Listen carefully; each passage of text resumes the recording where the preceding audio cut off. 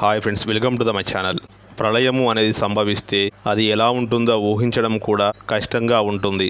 అలాంటి జలప్రళయాన్ని తట్టుకొని ఏకైక క్షేత్రంగా సృష్టి లయకారుడు పరమశివుడు కొలువైన హిందువుల యొక్క అత్యంత ప్రాచీనమా ఎంతో పవిత్రమైన క్షేత్రంగా మనం కాశీ క్షేత్రాన్ని చెప్పుకోవచ్చు.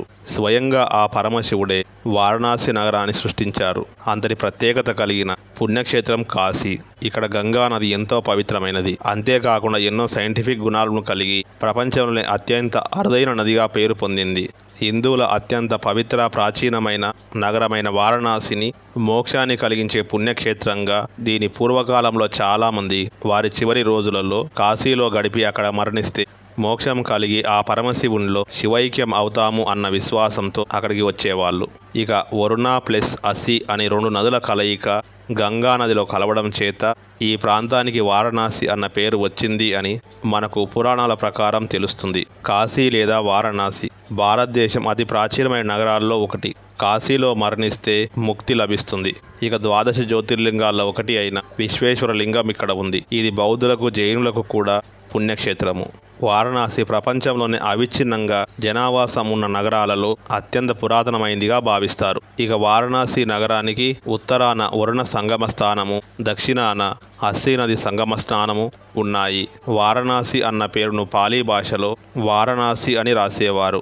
అదే తర్వాత కాలంలో బనారస్గా మారింది. వారణాసి నగరాన్ని ఇతిహాస పురాణాలలో అవిముక్తక నగరము, ఆనందకాన నగరము, మహాశ్మశాన నగరము, దీపాల నగరంగా, అలాగే మందిరాల నగరంగా పేర్కొంటూ ఉంటారు. ఇక్కడ భక్తులు గంగానదిలో స్నానమాచరించి ఆ కాశీ విశ్వేశ్వరుని దర్శిస్తే మోక్షం లభిస్తుంది అని సుదూర ప్రాంతాల నుంచి కూడా ఇక్కడికి వస్తూ ఉంటారు.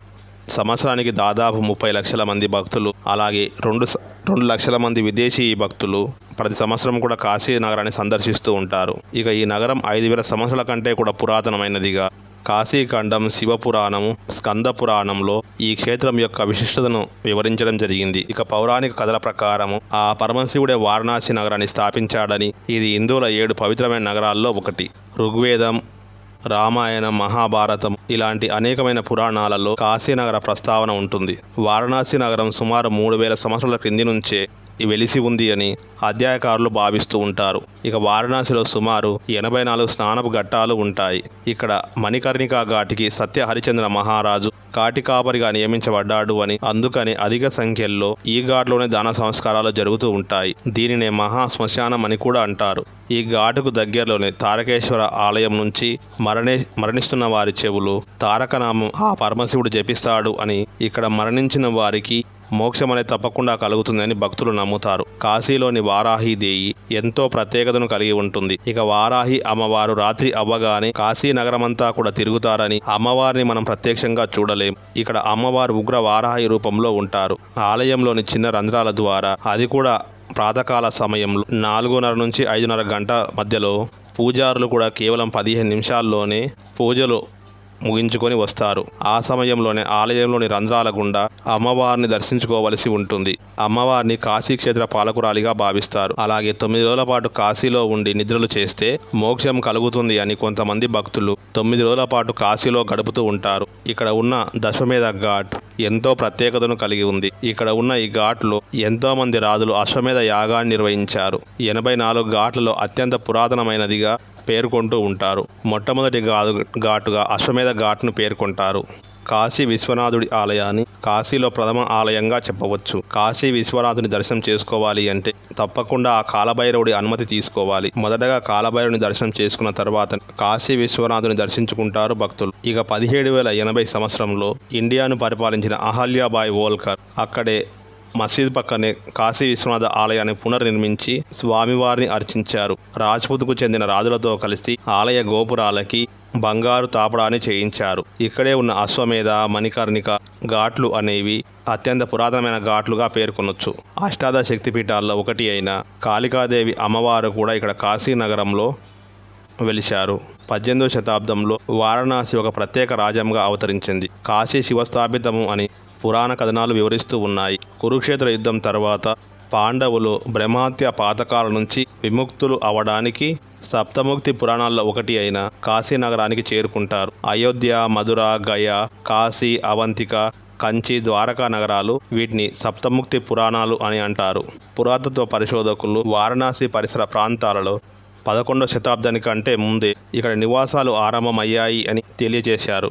ప్రపంచంలో నివాసయోగ్యమైన ప్రదేశాలలో కాశీనగరం ప్రథమ స్థానంలో నిలుస్తుంది. పురాతత్వ అవశేషాలు వారణాసి వేదకాల ప్రజల ఆవాసమని వివరిస్తుంది. కాశీ పట్టణం గురించి ప్రథమంగా అథర్వణ వేదంలో వర్ణించబడి ఉంది. ఇక 8వ శతాబ్దంలో 23వ జైన గురువు, ఆరంభకాల తీర్థ గురువు అయిన ఆయన జన్మస్థానం వారణాసి అనడానికి ఆధారాలు కూడా ఇక్కడ లభిస్తూ ఉన్నాయి. గౌతమ బుద్ధుడు నివసించిన కాలంలో కాశీ రాజ్యానికి కాశీ పట్టణము రాజధానిగా ఉండేది. క్రీస్తు పూర్వము 528 బుద్ధిజము కాశీలో స్థాపించబడింది అని అంచనా. ఇక 8వ శతాబ్దంలో ఆదిశంకరుడు తన యొక్క బ్రహ్మసూత్ర భాష్యాన్ని, భజగోవింద స్తోత్రాన్ని కాశీలో రచించాడు అని అంటారు. శంకరాచార్యుడు శివారాధన విధానాలను సాధికారికంగా ఆరంభించిన తర్వాత వారణాసి మరింత ప్రసిద్ధి చెందింది.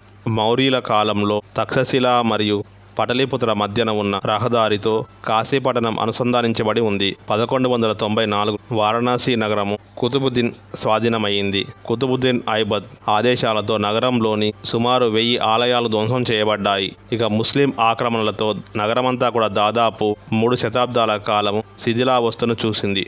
ఆఫ్ఘన్ దండయాత్ర తర్వాత నగరంలో సరికొత్త ఆలయాలు నిర్మించబడ్డాయి. ఇక భక్తి ఉద్యమ కాలంలో వారణాసిలో 1389లో రామభక్తుడైన కబీర్ దాస్ నిర్మించాడు. ఇక 1507లో గురునానక్ దేవ్ శివరాత్రి సందర్భంగా వారణాసిని సందర్శించారు. ఈ సంఘటన సిక్కుమత స్థాపనలో అత్యంత ప్రాముఖ్యతను వహించింది. గౌతమ బుద్ధుడు వారణాసిలోని సారనాథ్ వద్ద ధర్మచక్రం కదిలింది అంటే మొదటిసారిగా గంభీరమైన ఉపన్యాసాన్ని ప్రజలకు ఇక్కడనే అందించారు. చైనా యాత్రికుడు ఉయాన్ సాంగ్ క్రీస్తుశకం 635లో వారణాసిని దర్శించారు. ఇక 1897లో మార్కోటైన్ వారణాసి గురించి వర్ణిస్తూ బెనారస్ నగరము చాలా పురాతనమైనది అని, సాంప్రదాయాల కంటే కూడా ప్రాచీనమైనదిగా పేర్కొన్నారు. వారణాసి నగరంలో ముఖ్యంగా పట్టు వస్త్రాల నేత ఇక్కడ ప్రత్యేకంగా చెప్పుకోదగినది.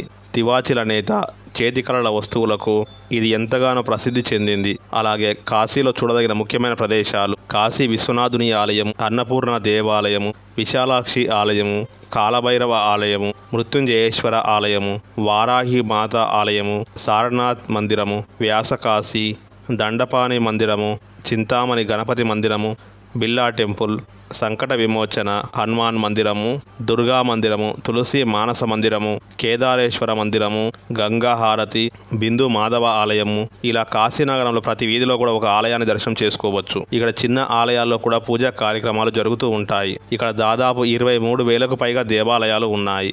అందుకే దీని మందిరాల నగరంగా పేర్కొన్నారు. అలాగే ఇక్కడ సాయంత్రం పూట జరిగే గంగా హారతి ఎంతో ప్రత్యేకతను చోటు చేసుకుంది. సో ఫ్రెండ్స్, ఇవి కాశీ గురించి కొన్ని విశేషాలు. ఓకే, మరి ఇలాంటి అంశాలు ఎన్నో తెలుసుకోవాలంటే మన ఛానల్ సబ్స్క్రైబ్ చేసుకోండి.